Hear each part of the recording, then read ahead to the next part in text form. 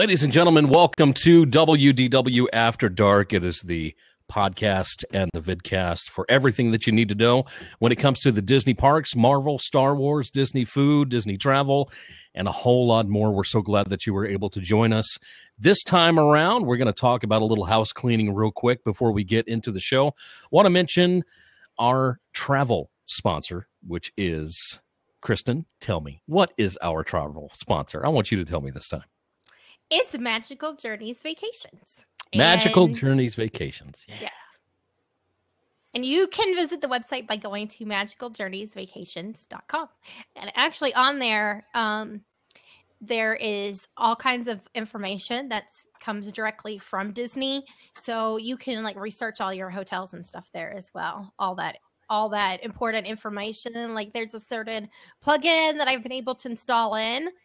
And so it's got pretty much anything that you would want to find when it comes to doing your travel planning and research on the Disney website. You can find it there. MagicalJourneysVacations.com is where you can find it. Also, click the link over at WDWAfterDark.com. Kristen will get you set up with a fantastic vacation. Also, one of our sponsors for WDW After Dark is an opportunity for you to get advance tickets to your favorite movie that may be coming up. It can be Star Wars, it could be Disney, it could be Marvel, it could be whatever you want it to be, but Fandango is the way to go. Just click on the link over at WDWAfterDark.com.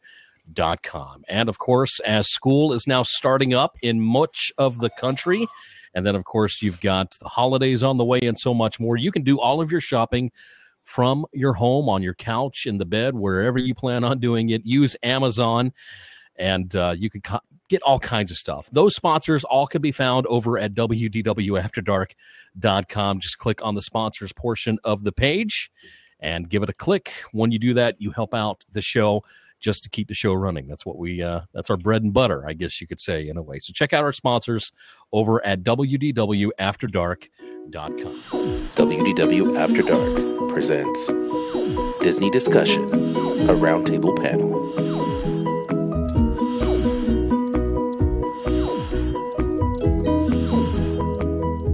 Okay, it's time to get to our top 5 segment of the show. Each and every week, we list a top 5 of something that has to do with the Walt Disney World Resort. We've had quite a few, but this time around, we're going to have to go back, and I mean way back in our memories in order to get this top 5. Eric Allen, tell us, why is it we're having to think so hard when it comes to this one?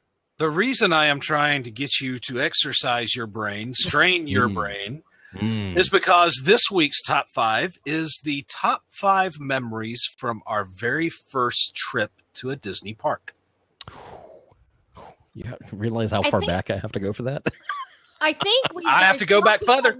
When these trips were. Okay. What? Let's tell you the year it was. Maybe we should just say how old we were. Let's just do it that way. Okay. All right, I'll start. Okay. I was 10 years old during my first trip. Kristen? I was 16. Eric? I think I was in 2nd grade. So what, 7 or 8? 7 or 8 years old, maybe? 7-ish, okay. Yeah. All right. 40 years ago. Now everybody knows how old you are. Yeah. Yeah, I try not to mention that either, so don't feel bad. Oh God, it's the 40th anniversary of my first trip to Disney. I try not to mention. I think I should drink because of that. Let's see, in the chat room, we've got someone who is 17 years old. We got another who is 10 years old. So we're staying around, being kids, when we were visiting Walt Disney World for the first time. So that's good. Even if you were the age of, 30 or 20 or, 40 or whatever, if you visited for the first time, that's okay too. Yeah. You always should remember good. it a whole lot better than we did. Yeah, no kidding. Both of my parents were in their late 40s the first time. Oh, no kidding. Wow. Mm-hmm. That's crazy. All right. So let's get to our top 5. And I think we will last week, who did we start with? Do you remember? Nope. I think we started with Kristen last week. All right. I'll start this week. And then we'll go to Kristen, and then we'll go to Eric. So, the first impression on number 5 for me during my first trip was when I stepped out onto Main Street, USA for the first time. And immediately, we went up to that second level at the train station and walked out and saw, Main Street in its entirety. And that's where I saw the castle for the very first time. And they had showed me a few pictures and stuff before we went. This was back before the days of, hey, bring up DisneyWorld.com for me and look at everything, So all you got was something in a magazine, that mom and dad would show you. And when I saw that, I was so overwhelmed because I really just did not understand what Walt Disney World was. I'd never been to Disneyland before. I had never really had any interest in Disney at all, to be honest with you. For me, it was Transformers and G.I. Joe and He-Man. That was my world when I was that age. That was my entire world. And so when I saw this, it was something new, something fresh, and I was just overwhelmed with what I saw. So Main Street USA was the first memory that I remember being real good. So, yeah. Well, Kristen? With mine, I did not grow up going, as I said, my first trip was when I was 16. I did not grow up being a Disney kid. I mean, we went and saw the Disney movies whenever they were, of course, because of when I was born, they re-released movies instead of making new ones like they do now all the time. And my experience with going to parks was amusement parks. I lived in Akron, Ohio, so we would drive up to Geauga and go to Geauga Lake Amusement Park, or on the other side of the water with SeaWorld, or we would go to Sandusky and go to Cedar Point. So that was what I grew up with, was an amusement park. I didn't know what to expect. I knew of the castle, and that was about it. So there were a lot of things that I was just in awe about. But my first trip was actually a high school trip. And so I was there with friends and chaperones. One of the best things that I have for my number 5, I picked the old Image Works that they had.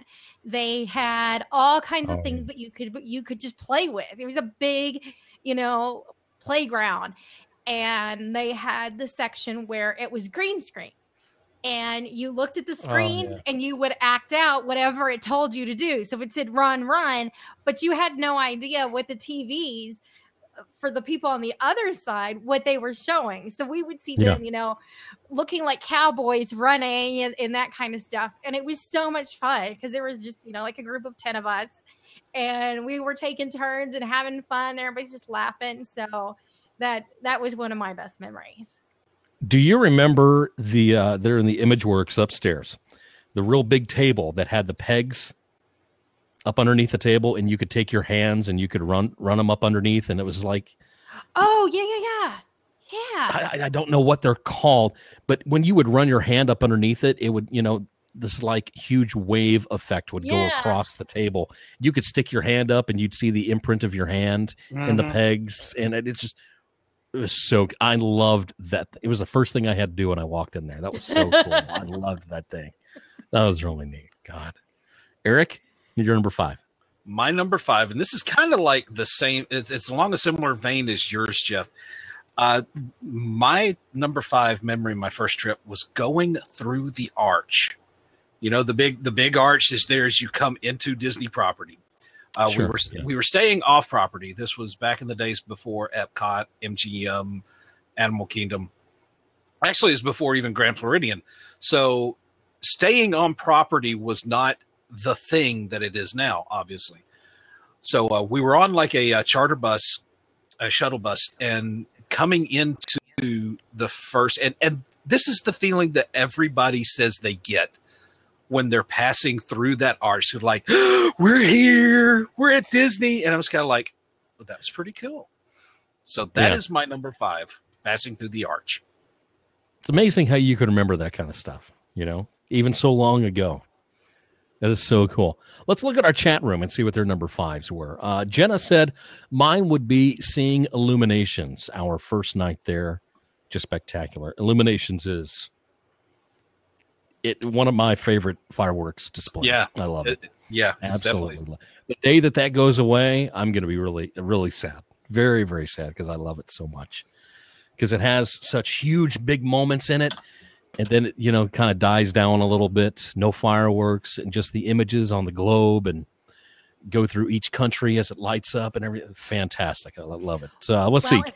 If you ever miss it, just go to the customs area in Miami and you will hear the song. No kidding. Yeah, that's what they use. No kidding. As you're going through customs.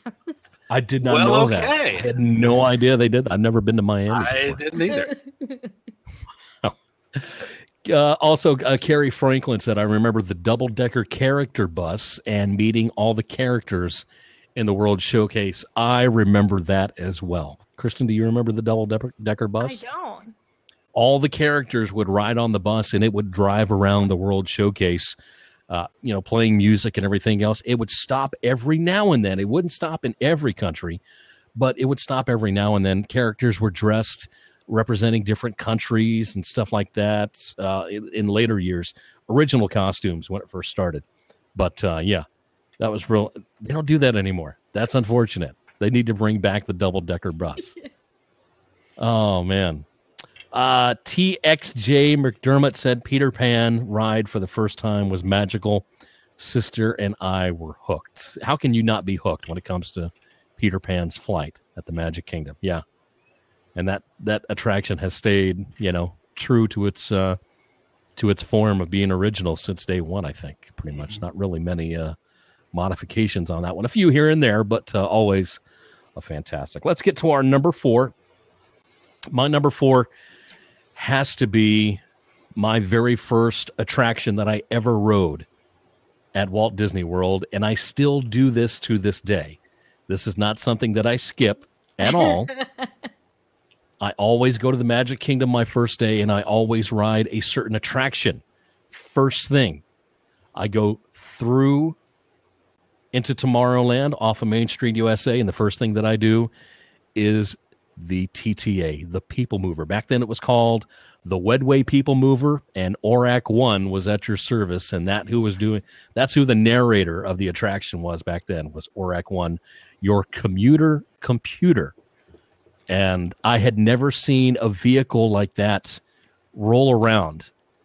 Not even roll around. Had no wheels whatsoever, is being pulled around by a bunch of magnets. And I was so blown away. And I got to go inside of all these different buildings and see what was in the inside of it. None of this stuff I had ever seen before.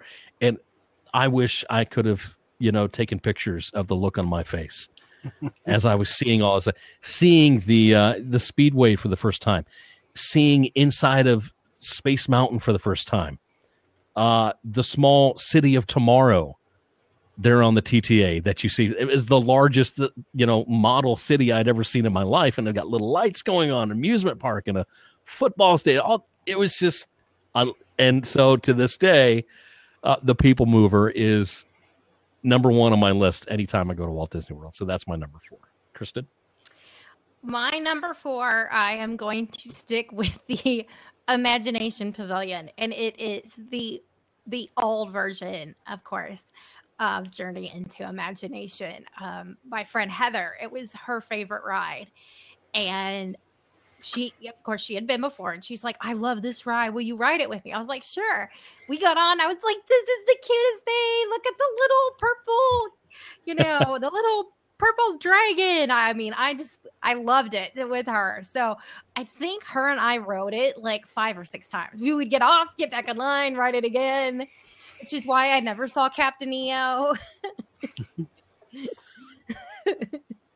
And you can still do that today if you want to get off of it and ride again. It's literally only a 5-minute wait. Yeah, it's not the same ride. You don't have to That's only because it takes you 4.5 minutes to walk back around. Yeah, no kidding. And there's no second floor to go to either. But yeah, I loved riding Imagination with Dreamfinder and Figment. It's just something about it. It was very trippy. It was. I even have pictures that I took inside the attraction. I still have them somewhere. I've still got a few pictures from those days. Yeah. Eric, what's your number 4? My number 4 is the first time riding the Jungle Cruise. Ooh. Now, you have to remember, this is going to come in later on down the list, but my dad was a taxidermist for most of my life, definitely all of my childhood. And so we would watch all the nature specials when they came on PBS or just about any time we could get them. So we're thinking, oh, great. They got animals. This is going to be like a safari ride, a safari cruise. And then the guy starts off with his spiel about being the cruise director and the dance instructor. And if you don't laugh at my jokes, your swimming instructor. And then tells you, you on this ride, you cannot eat, drink, smoke, fish, flash photography, whatever, so on and so forth. You may breathe. And I'm just kind of like, this is not like any nature show I have ever watched in my life. And so I think is that right alone that just turned his culture shock almost that has made the Jungle Cruise one of my favorites and one that it's a must do for me if the line is not 3 hours long. What did you think of the backside of water when you saw it? Mind blown. Mind blown, isn't it? Something you've never seen before, the backside of water. But when you're 7, I mean, it's kind of like, wow. It's like, oh, wow. You don't realize it looks just like the front side of water. But you don't realize that. You don't realize that. Old. Yeah, it's because I'm behind water, great. Man. That's cool. It's like a curtain. So neat. It's like the Wizard of Oz. Let's take a look at our chat room and see what they have to say. Jenna says her number 4 for me would be my 6-year-old daughter being totally freaked out at Haunted Mansion when the lights went out, but then ending up loving the ride. A lot of kids have that problem when they go on the first time for a Haunted Mansion. They think they're going to be scared, like they've seen with the movies or at Halloween or anything else, and they find out it's just totally awesome. And Haunted Mansion is a fantastic attraction.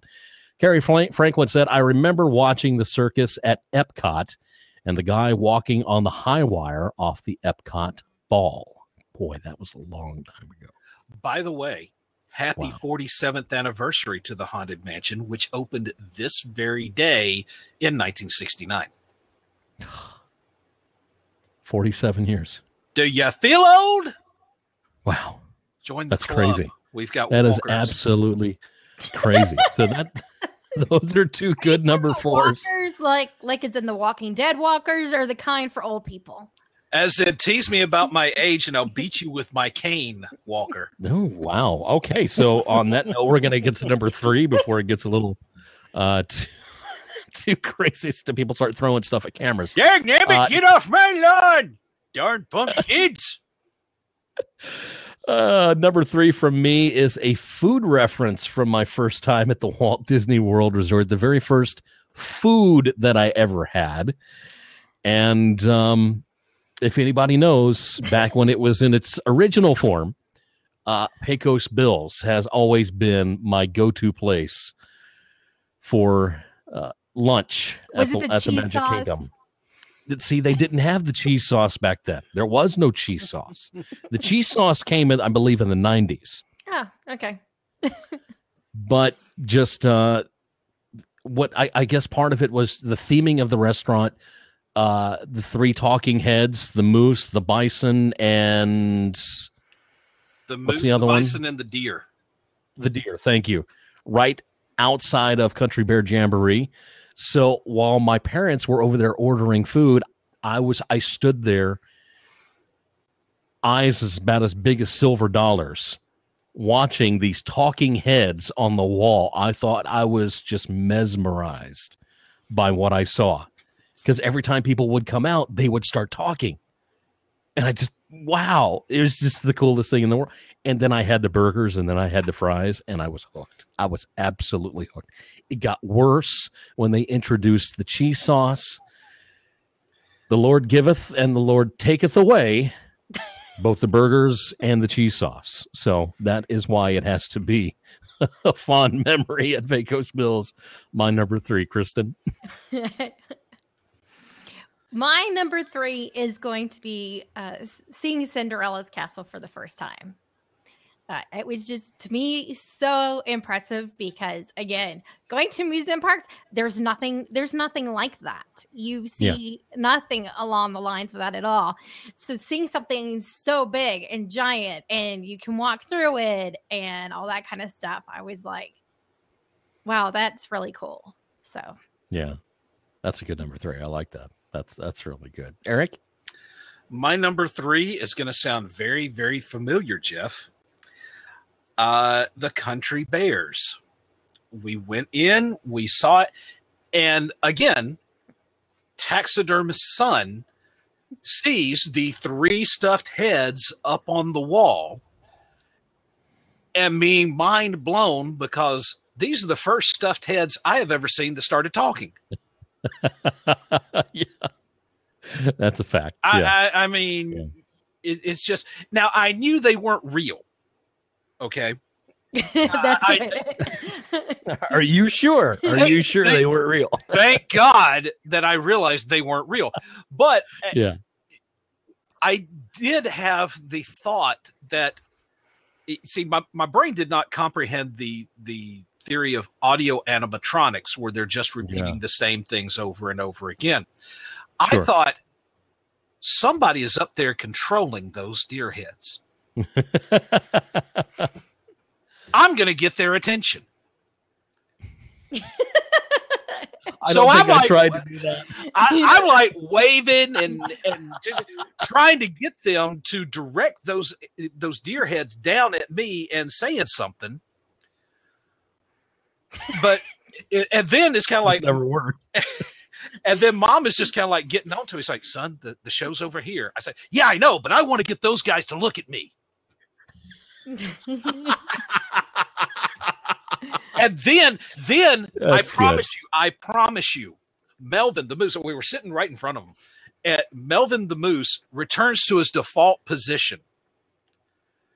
And what's his default position? Staring right down at me. And I'm kind of like, yes!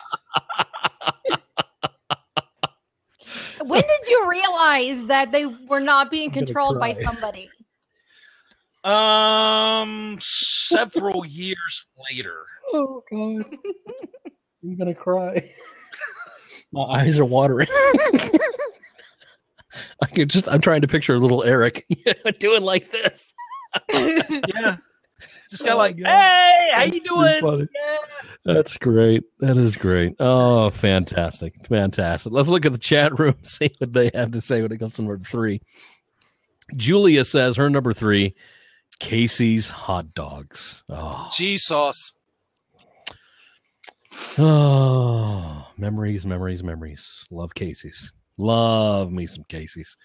Gary Franklin said, I remember riding 20,000 Leagues Under the Sea, and then the next time I went, years later, being disappointed it wasn't there. I was always disappointed. Dude, I am so with you right there, because on this trip, we had time enough for one attraction. It was down to Space Mountain or 20,000 Leagues Under the Sea.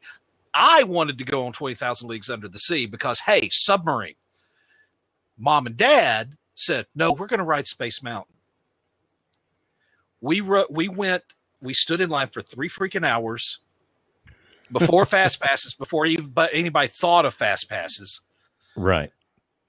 And then the next trip I make to the Magic Kingdom is like 20-something years later with the woman I would eventually marry, and they had just gotten rid of it. No, jeez. But on our 1-year anniversary, we went on a Disney cruise, and they had one of the Nautilus ride vehicles sunk in the lagoon at Castaway Cay. So we got to swim around it, so it was good.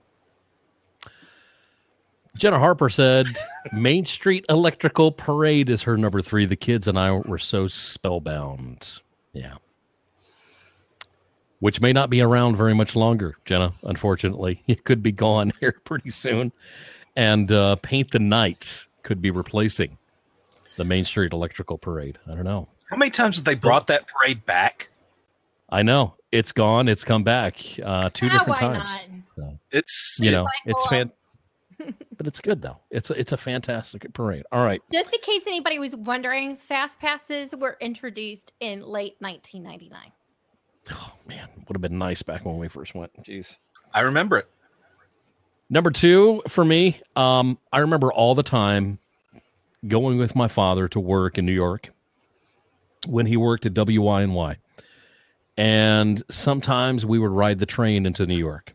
We'd take it from where we were in New Providence to, I believe it was Hoboken. Yeah, we took it to Hoboken, and then we would take the subway to 1700 Broadway there in New York. And so I'd ridden a train so many different times. But that first trip, we took the monorail over. I'm sorry, we took the ferry boat over the first time we were there to the Magic Kingdom. We went back to the Magic Kingdom again later on, but I got to ride the monorail for the first time. And I had never seen, again, anything like it. It blew my mind that this thing that was shaped like a bullet that didn't have any wheels was riding around on a track. You know, I thought it was like hovering on the track or something. I didn't know that the wheels and everything were up underneath, you know, the train cars and everything. I didn't realize it until I saw it pass over my head over at Epcot that it actually had wheels. But that experience on the monorail for the first time was really, really cool, and such, again, another big part of my Walt Disney World vacations is just to ride the monorail. When Nicole and I went about a month ago, just to spend a little time at Disney Springs, watch Wishes from the Polynesian. After we got done, we had our Dole Whip there at the Polynesian. We went up and we just rode the monorail around the loop. We did the resort loop on the monorail. That's it. Just because I wanted to get on it, because I love being on the monorail. So, that's number 2 for me. Kristen, what's yours? So, on my first trip, it was a group trip, and there was over 300 students. Oh, my God. They weren't Brazilians, were they? No. No, a whole bunch of Ohioans. So there were over 300 of us. And instead of having us come in through the front, they actually had us come in through a back entrance.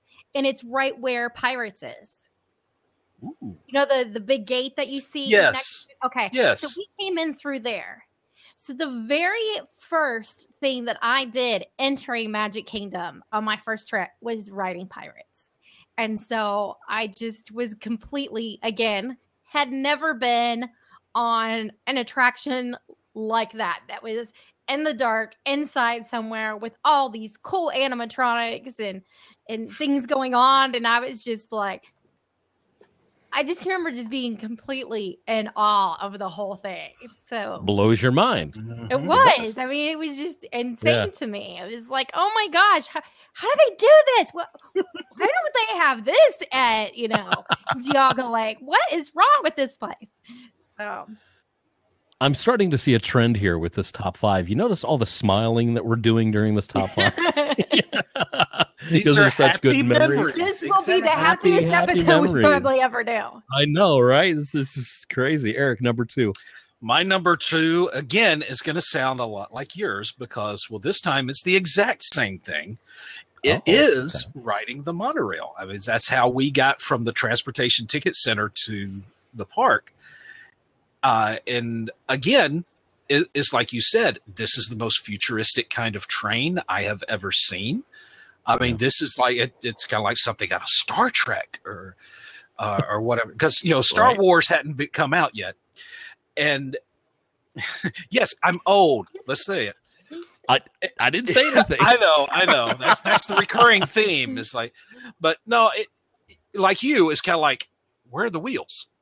Yeah. But it was cool. Yeah. You got to ride on it, and we rode around. We saw, the Contemporary. We saw the Polynesian. We saw the wilderness where Grand Floridian eventually came out to be.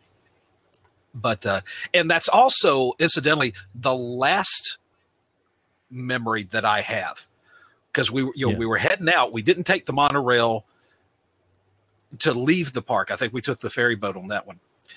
But it was like sundown, the sun was going down, and here comes the monorail. I just remember, bye bye monorail. Oh, it was just it's a beautiful sight in my mind's eye, because yeah. Love the monorail. Gosh, love that monorail. All right, let's get to the chat rooms. Number 2 real quick. Jenna says, number 2 is the Hoop-Dee-Doo review. We had a table on the floor right in front of the stage. It was awesome. Such a fun show and great food. Now we have to go every single trip. People start these different types of traditions on going back to their very first Walt Disney World trips. It's amazing how that happens, that they want to do things maybe in a certain order, or they have to do a certain attraction or anything else. So, yeah. Stacy and her must do. Yeah. Julia said ride the monorail and check out the hotels. Yeah. Good memories there on stuff like that. So good number 2s from the chat room. We got to get to our number 1s. And then after that, we'll have any honorable mentions after that as well, after we do our number 1. My number 1 is, and I've mentioned this, I don't know how many shows that we've done, and I've probably mentioned it 50, 60 times on stuff that I have to do when I walk into a park for the first time on a trip. For the Magic Kingdom, it's the TTA People Mover. And the first time I ever went to Epcot, and I saw this huge ball as I walk in, and I was just blown away as to, 1, how big this ball was. 2, I was very, very curious as to what was inside the ball. So naturally, we rode Spaceship Earth very first thing as we walked into Epcot, and to see the cavemen, to smell Rome burning, to the monk sleeping, to the gentleman doing the radio broadcast. The radio broadcast meant so much to me because that was something that my father did. Does it for a living, and I'm getting to see it inside of an attraction as well because I look up to my father. Very talented broadcaster. And so that meant a lot to me. And then as we got to the top, I didn't realize it was the top. I just figured, we're still inside this. But I see the Earth up on the ceiling. And as we move, the Earth kind of moves with us as we're turning around and heading down. And it blew my mind how they were able, able to do that. Everything about Spaceship Earth, I was completely and totally into. And that's why to this day, again, another first for me on every single Walt Disney World trip. But that is my number 1 memory because it is pretty much my favorite attraction of Walt Disney World. So, Kristen, you're number 1. Okay. So the reason that I was taking this trip to begin with was it was a band trip. We were going to be marching in the Orange Bowl parade. Oh. And along the way, we also were going to be marching in the Magic Music Days parade. And so that is my number 1, because how often do you get to march around in Magic Kingdom? It was Good point. It was a lot of fun. It was something I was doing with my closest friends. So it was a lot of fun. It was just that is something special. I still to this day have my Magic Music Day shirt. Awesome. Wow. How does that thing look these days? It's because I was really, really tiny. And so that shirt was huge at the time. It probably fits me now, but I don't think I've ever worn it. It's still folded and in a plastic bag with other things that do not fit. I wish I could fit into something I wore when I was 10 years old. Amen to that. My jeans did not allow that. When I started driving, I wasn't even 5 foot tall yet. Oh my goodness gracious! Wasn't even 5 foot tall, and I weighed 92 pounds. Of course, some of the. So I was really like, when I say I was tiny, I was like, you see Zendaya, how like skinny she is, and she's Sure, like yeah, really, or even better is what's her name, G. Hanelius, the girl from Dog with a Blog, how tiny she is. Yeah. Okay, that's how I was. Where you're like, that girl really, somebody should feed her something. Like that was me as a kid. Food. But what people didn't realize is order a large pizza and half that I will eat myself. Oh gosh. Like I would burn through calories like that. Unfortunately, that's no longer the case. Yeah. I don't think I've learned that lesson yet. I still think I can eat like I'm 12, just shove it in my mouth. That's why I'm going to attempt to do that 3-day military diet. Have you seen that? Oh yeah, I've seen that before. Yeah, we'll talk about rough. Yeah, Ooh, not intended for foodies. No, not intended for foodies. That's a good number one. I like that. Eric, what you got? Okay, and this is going to sound weird coming from me because I am not a big character person. I mean, I could go my entire trip and not, even look twice at a character meet and greet. But my number one is meeting Mickey Mouse. Because and the main reason it's not the reason that you think. It's because people in character costumes always freak me the crap out. I remember I was at some kind of like boat show or something like that, and I'm looking down at something, and I feel somebody tap my shoulder. I turn around, and it's Yogi freaking Bear standing that looked to be about 10 feet tall and looking down at me going, and I'm kind of like, ah! Screenshot that, please. Yeah. So I mean, up to this point, I had been terrified of characters. Sure, yeah. But this time around, I don't know what it was about Mickey that I don't know if I said, heck with it. I'm going to do this. I'm going to see this through. Or just there was something about Mickey, mainly because, then he wasn't 10 feet tall looking to a kid. I mean, he was pretty much on my level. And I just went up to him, gave him a hug, rubbed noses with him. And I'm just kind of like, I never got freaked out about a character in costume ever again. Sure. Yeah. I understand that. Yeah. So there it was. It was a non-traumatic character experience. I never really, I guess my infatuation with meeting characters didn't really come around until I was an adult. I was more, I want to get on the rides. I want to do the rides. I don't want to see a character. I was all about it. Now I love going to see characters. Love it. Absolutely love it. It depends on the character for me. I mean, if it's one that you don't see very often, or if it's somebody that's a face character, not a costume character, like Mary Poppins, I'll have my picture made with Mary Poppins any day. Yeah. I mean, when I was a kid, I didn't really mind standing, on Main Street to meet a character or anything else. Mm-hmm. Because back then I didn't sweat as much as I do now. As an adult, I want to see all my characters inside in the AC. I want a break. So when you're a teenager, it's different. As an adult, like, take me in the AC, please, and I'll meet any character you want. I just need a break. So, but, yeah, it just depends on the person, I guess. Let's look at the chat room's number ones because ours were really good as well. Jenna said number one is getting to go into the Magic Kingdom before it was open because we had reservations at the castle. We were running late, so we were running down a completely empty Main Street, me with tears running down my face because it was so magical and the girls were excited to meet the princesses. It's a priceless memory. I think I've been in the Magic Kingdom one time when it has been that empty before opening.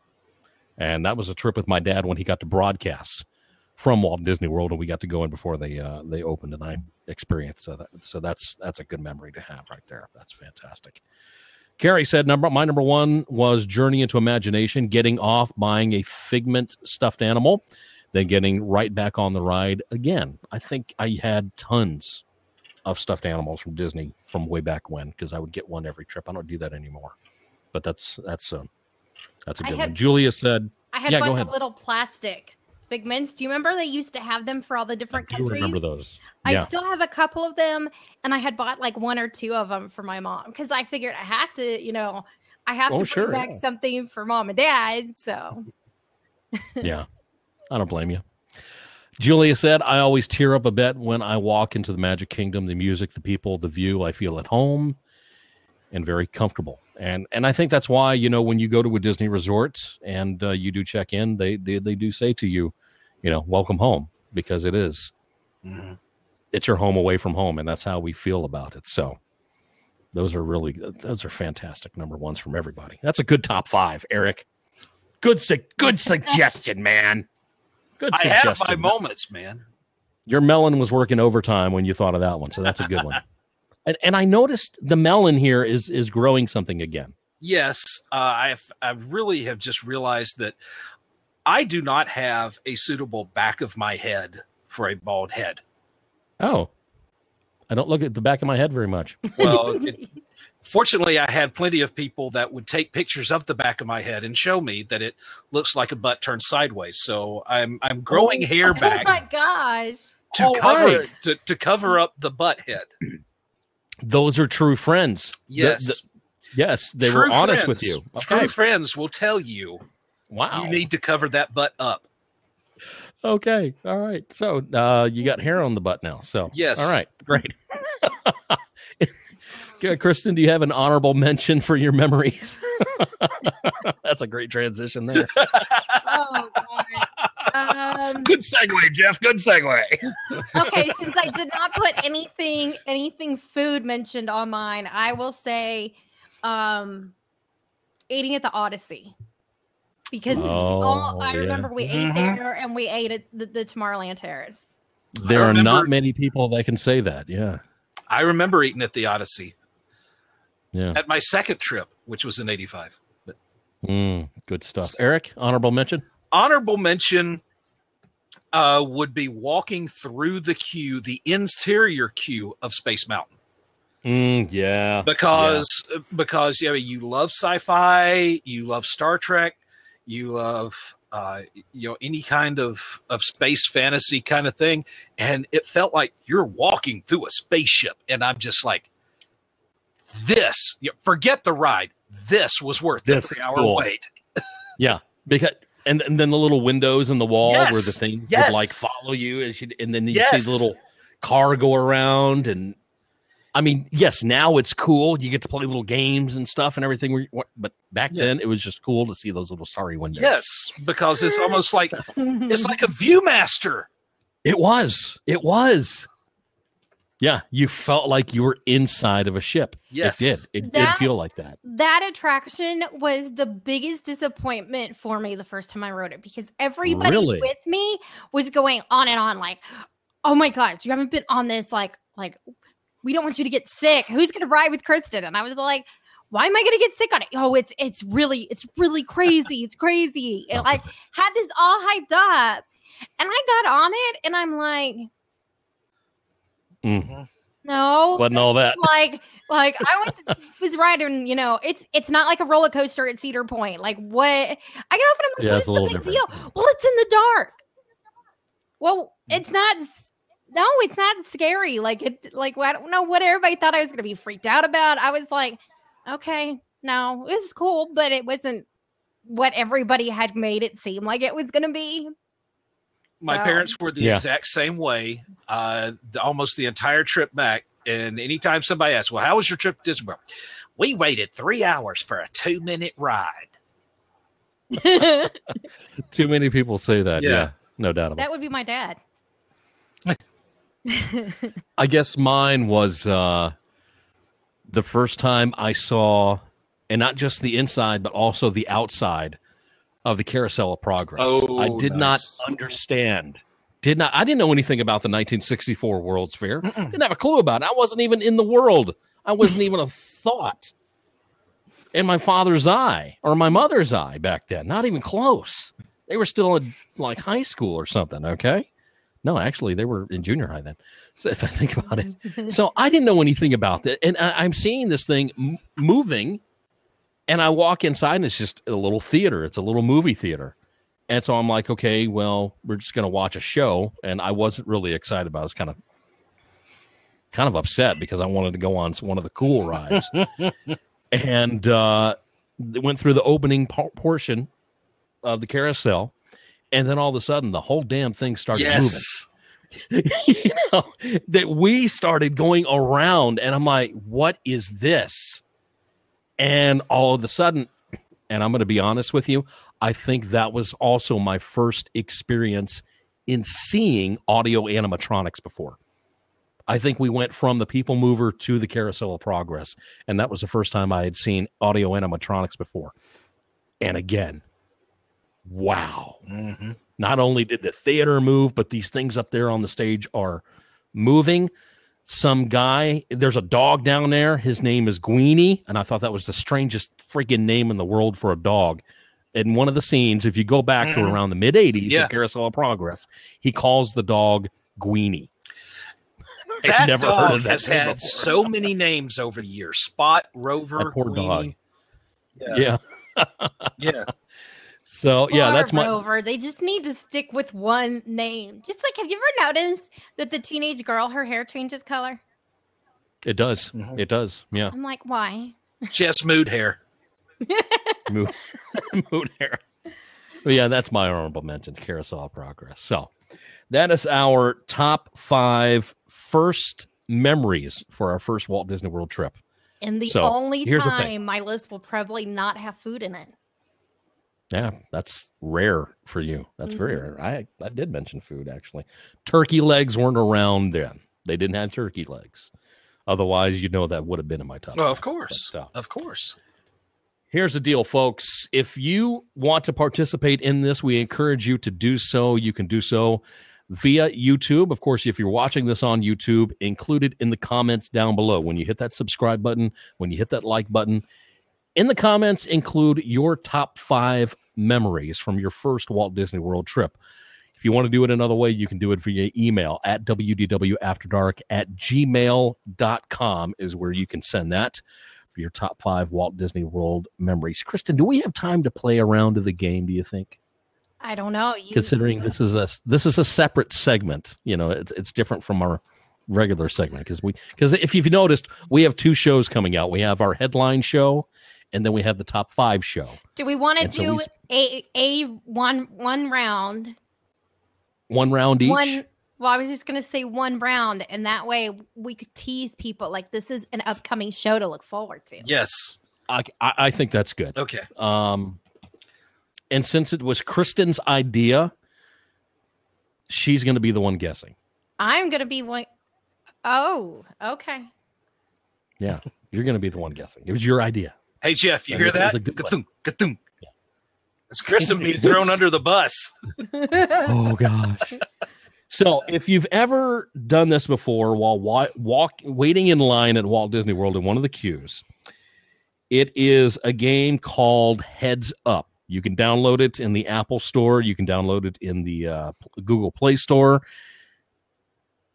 Fantastic game to play. And it's like what? What's the best way to describe what Heads Up is? It's almost like charades. In a way.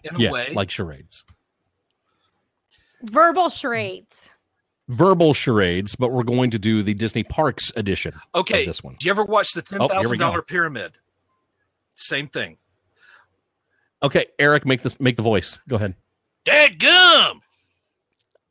I have no idea. Oh, come on. I'm the world's best backwards driver. Me and my buddy live in Radiator Springs. Oh, gosh, tomato. There you go. Yes. Lift it up. We can't see. Lift it up. Lift it up. Lift it up. Move over to the... Okay, right there. All right. We talk about it a lot. We talk about it all the time. 47 square miles.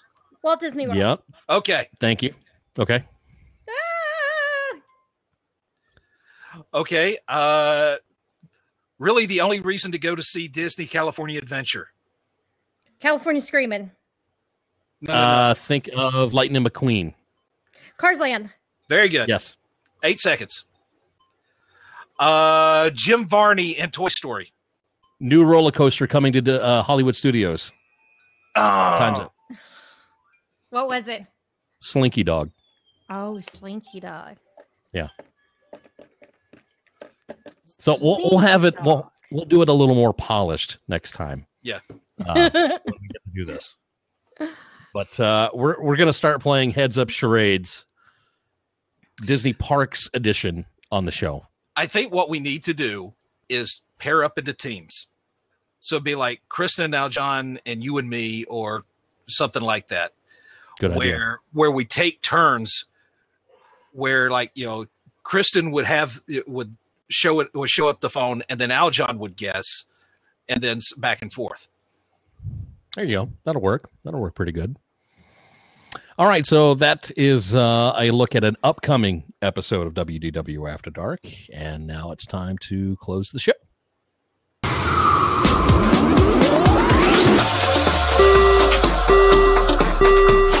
Ladies and gentlemen, we are currently holding for further traffic clearance. Check out Kristen's new website, magicaljourneysvacations.com, for all your vacation needs. Disney, Universal, cruise lines, and more. Thank you for traveling with us. magicaljourneysvacations.com. Have her book your magical vacation today. All right, time to close up once again another edition of WDW After Dark. We've had a fantastic show. We've talked a lot about a lot of great things, good headlines as far as the news segment went, had a good top 5, all kinds of stuff. We've had a great time, but we've got to go. We've got other things we've got to do. We've got to either go to bed or do some work or have dinner or just watch TV. But now it's time to say goodbye to all our company. Exactly. Yeah. So this is the portion of the show where we let you know where you can find us on social media. There's a lot of different options. So if you need to write this down, grab a pen and paper. But we'll start with Miss Kristen Hetzel. Where can everybody find you on social media? You can find me at diningatdisney.com. Also on the diningatdisney.com podcast with Bubba, as he's known as Big Bubba B. You can find him on Instagram and Twitter that way. And everywhere on social media except for YouTube, it's Dining at Disney. On YouTube, it's the Dining at Disney. Thank you very much, Kristen. You can find me on Twitter at DW_60 and also at JeffDavis_75. You can listen to me on Sorcerer Radio Thursday mornings at 8 a.m. Eastern Time over at srsounds.com for DW60, and also be looking for vlog video updates over on YouTube. Just search for my name, click on it, subscribe, like, all that stuff. Definitely appreciate the support when it comes to all that. And you can also catch me in the Sorcerer Radio Disney Fun Zone on Facebook. Mr. Eric Allen, where can everybody find you on social media? Okay, you can find me on Twitter, either at Uncle Servo or at Sorcom Review. You can also check out the Sorcom Review's Facebook page. Where else on Facebook? And you can hear me on Tuesday mornings at 8 a.m. Eastern for the Sorcom Review. Also hear me on Saturday evenings at 8 p.m. Eastern as part of Mighty Marvel Geeks, which is also available in podcast format on iTunes. And hit me up in the Sorcerer Radio Disney Force Zone. There you go. Thank you very much, Eric. We appreciate it. And anytime that you want to get in contact with us, like I said, you can send us a tweet over at WDW After Dark on Twitter. You can send us an email to WDWAfterDark@gmail.com. And then, of course, if you're watching this on YouTube, make sure you hit that subscribe button. Make sure you hit the like button and leave us a comment down below on what you think of the show, your top 5, any comments or anything else. We'd love to read stuff like that. So we'd love to hear the interaction from you guys. If you like the show, feel free to also comment on iTunes and give us a 5-star rating there. We do have, unfortunately, a post where somebody wrote something that isn't true, and Apple could care less. So yeah, yeah, exactly. We'll Kristen, send Ghost Rider after him. Kristen, you had something to mention real quick before we end the show. I do. We now are on Patreon. If you aren't familiar with it, it's like, it's kind of like crowdfunding, but you put on there like goals that you have, specific goals. And you get rewarded for contributing. So you can pledge anywhere from $1, and we've got all the way up to $50 per month. You can cancel at any point that you want to cancel, but there's different things that you'll get as a reward when you do this. So you could pledge, decide you're going to pledge $5 for 5 months. And that's all I want to do. Right. But we give you something for that. So all the details on it are on the website. So if you go to WDWAfterdark.com, you will find everything there. For those of you in the chat room, I have posted the link to the Patreon page in case you want to check it out. But just so you know, this does help cover the cost of things like new microphones, new webcams, those kind of things that we are in need of. It's a way to give us the ability to improve the show so that you can enjoy it even more than you already do. Or if you've had issues and you're like, gosh, this is one thing, like, why can't they fix this? That helps us. That would be one of the reasons. Thank you so much, Kristen. Appreciate that. So make sure you check it out over on patreon.com/WDW After Dark. We want to mention our sponsors one more time. Magical Journeys Vacations over magicaljourneysvacations.com, where you can book a future Walt Disney World trip. And I'm getting a phone call right now. And you can also check out Amazon, and you can check out Fandango as well. All of that can be found over. The phone call flustered me for a second. You can find out all that stuff and the links over at WDWAfterdark.com when it comes to our sponsors. So we encourage you to check those out as well. Does anybody have anything else before we go? Nope. I'm good. Okay. All right. Well, like I said, check us out on YouTube. Check us out on Stitcher Radio. Check us out on iTunes. Leave reviews, hit likes, 5 stars, subscribes, comments, all that stuff. We are definitely appreciative, and we thank you for coming back every single week to check out another edition of WDW After Dark. We love you guys so much, and we thank you so much for all of your support. So until next time, always remember, it's always better after dark. He's right,